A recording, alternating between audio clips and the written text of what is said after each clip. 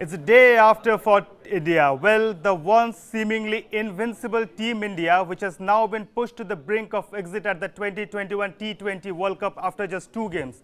I mean, how did it come to this? First came the 10-wicket defeat to Pakistan. It was the first time that India lost a World Cup game to arch rivals Pakistan. And then came the 8-wicket loss to New Zealand, a country which does not host any professional T20 franchise league and yet have been more consistent than India in ICC events in recent times. I mean, it was an abysmal show throughout.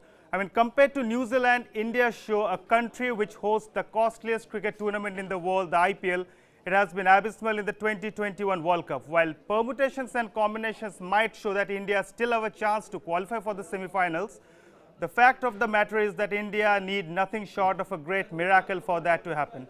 Today in this show on News 9, I, Abhishek Paul, and my colleague Nikhil Narayan will try to decode what went wrong for India this time.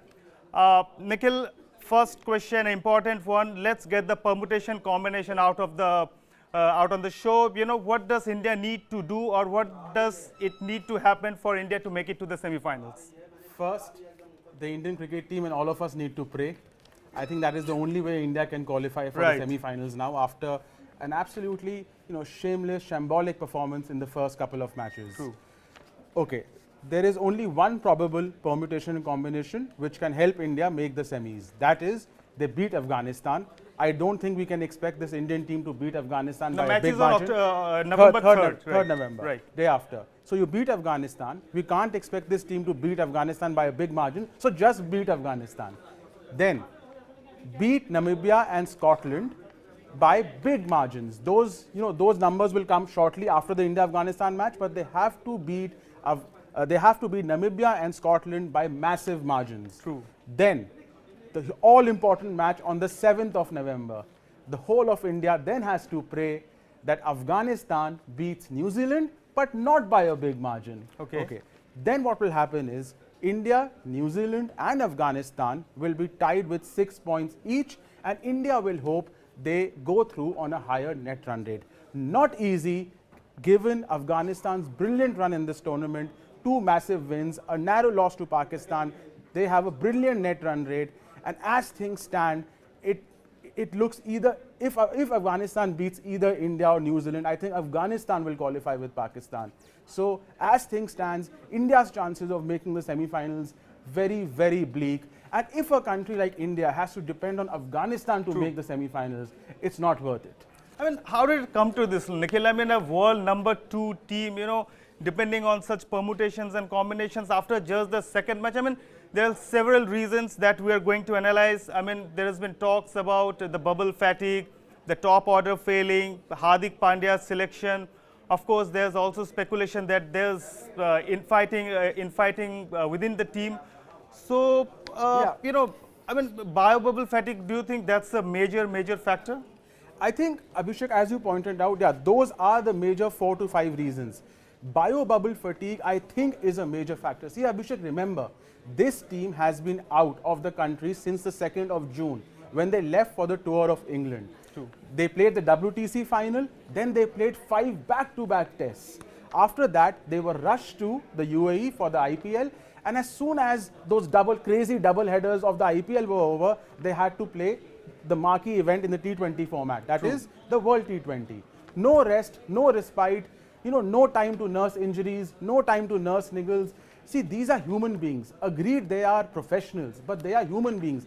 AI has not taken the world as yet. We'll listen to the bite what Bumrah had to say about this bio-bubble fatigue. Obviously, I mean, before the World Test Championship final, they had the IPL also, the first leg of the IPL, which got halted. Absolutely. And before that, they had a series against England. So they have been, not only June, I think they have been on the road, away from their family since March, I think. So it took a heavy toll, and Bumrah will, as we all will hear now in the bite, that he said that it played a major part, right? I would ask our producers to play the bite. Sometimes you need a break. You miss your family. Sometimes you've been on the road for 6 months. So all of that sometimes play on the back of your mind. But when you're on the field, you don't think about all of those things. You don't control a lot of things, how the scheduling goes on or what tournament is played when. So yeah, obviously staying in a bubble and staying away from your family for such a long period of time does play a role on the player's mind as well. But BCCI has also tried their best to make us feel comfortable. But this is the time which we are living in right now. It's a difficult time. There's a pandemic going on. So yeah, we try to adapt, but sometimes but bubble fatigue, mental fatigue also creeps in, that you're doing the same thing again and again and again. So yeah, it is the way it is, and you can't control a lot over here. But when we talk about bio-bubble fatigue, we can't ignore the fact that, well, the top order, that's KL Rahul, Rohit Sharma, Virat Kohli, their form has been abysmal. And the form was abysmal, leading up to the World Cup. Though we did not acknowledge it, but it was for all to see, right? I mean, Nikhil? One of the biggest reasons for India's failure, Abhishek, they suffered their worst World Cup defeat against Pakistan, 10 wickets. Then New Zealand, 110 for 7, their worst score, batting first in a World T20 match. The main reason for that was their top order batting. Two of their talisman batsmen, Virat Kohli, the skipper, and Rohit Sharma. I mean, his strike rate was 120, last two IPL since Kohli's strike rate. And right? before that, it was 140 yeah. in 218 and 219. So it's a dip of 20 runs per 100 balls. Kohli has been, largely playing the role of the anchor accumulator for RCB, and which is unexplainable. Why is he doing it? He has all the shots.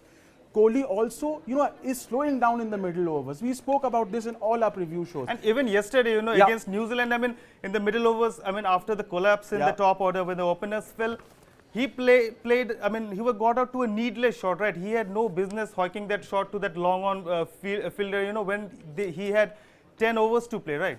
And against Pakistan, when he had anchored the innings with Rishabh Pant, when the time was there to up the ante, he did not do it. Right. So he slows down in the middle overs. He has a problem against quality leg spin and quality left arm orthodox. Yesterday, and he who got him is Sodhi again. Again. And what about Rohit Sharma? I mean, a lot was expected of him. His form in the second leg of IPL, it was pathetic. Only 150 in IPL 2021. And in 2021, in 5 T20 matches, he just hit 105 runs. I mean, it's not expected from your premier #1 batsman, right? Yeah, I mean, after what Rohit Sharma did in the 2019 World Cup, one of the greatest performances by any batsman in the history of any tournament.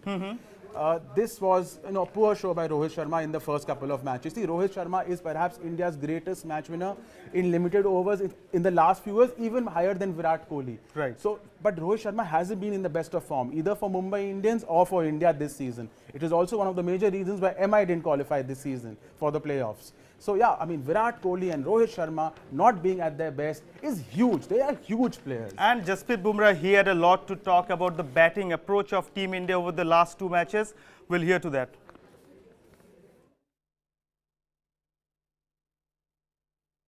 We don't have discussions. I'm not trying here to teach what the batsman should do, but what we were focusing, as I told before as well, that we realized that once you lose the toss, the wicket changes in the second inning. So yeah, obviously I felt that we wanted to give the cushion, and it was a discussion that we want to give the cushion to the bowlers, and that happened. So in that, I think we went attacking a little early, and the longer boundaries actually came into play. They used the slower balls well. They used the wicket quite well to their advantage, and they made it difficult for our batters to play the big shots. And because the singles were not there on the offer, so the attacking shots, high risk shots, were always there.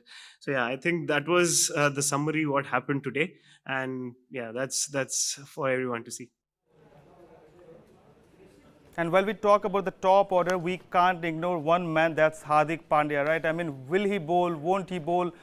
I mean, that was the only question, as if there were no other players in the team, and he has failed with the batting too, Nikhil. I mean, he had to provide that balance to the team, which this team doesn't look like having, right?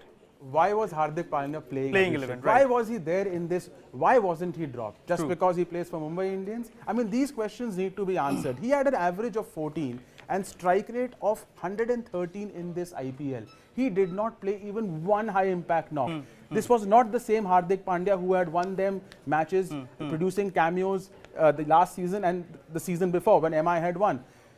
And also, he did not bowl a single delivery in the IPL. So he's not batting, there are no cameos, he's not bowling, he's injured, he has a back problem, why is he playing? And there were question marks on the team selection as well. I mean, when Hardik Pandya, the bowler, is not there, I mean, what's the point of playing him? You know, we have players like R. Ashwin, you picked a veteran spinner like R. Ashwin, and you did not play him in the two most important matches. And Bumrah did speak a lot on R. Ashwin too yesterday.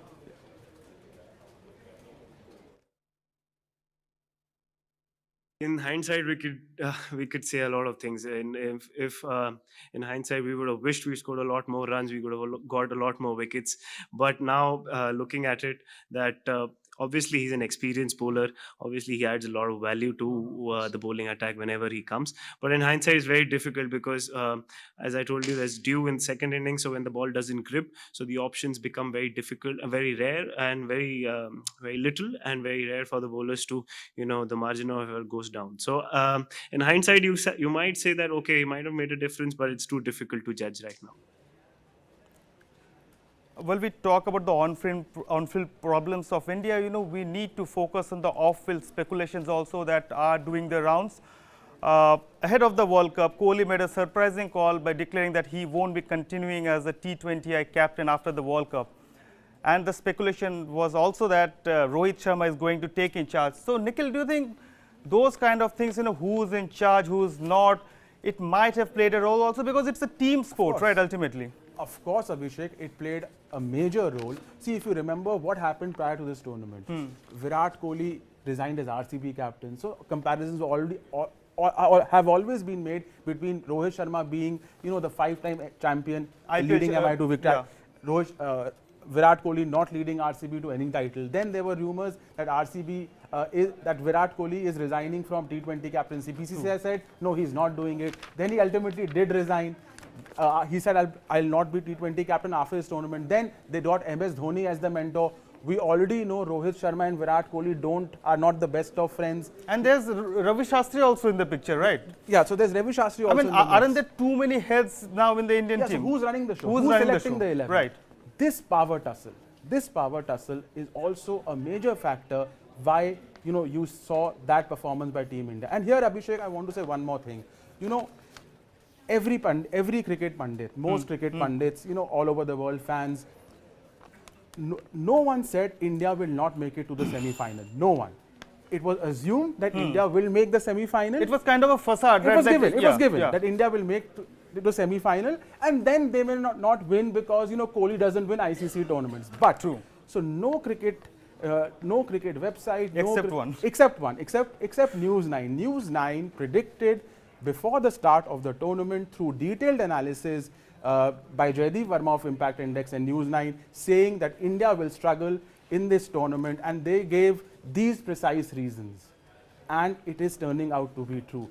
Remember, this is through rationality, logic and deduction, not through astrology and rogue science. So, frankly, I would not have wanted those predictions to come true, but it has happened. And well, these are big match players, like the big egos and all those things will come into play. But then yesterday, I mean, when the top two batters, the openers, India had a new opener in Ishan Kishan yesterday. The whole top batting order was changed to include him. And then after the two batters were gone, the top two openers, there was no intent, right? I mean, obviously the aerial shots, those were getting caught, but then when the aerial shots get caught, I mean, you need to work your runs through. Like, I mean, supreme example is Pakistan. Pakistan took, I mean, as many as more than 60 singles, in the match against India. Babar Azam and Rizwan, that's what you call maturity, right? And it was lacking yesterday. Yes, I mean, more than the margin, more than the defeats themselves, Abhishek, the margin of defeats.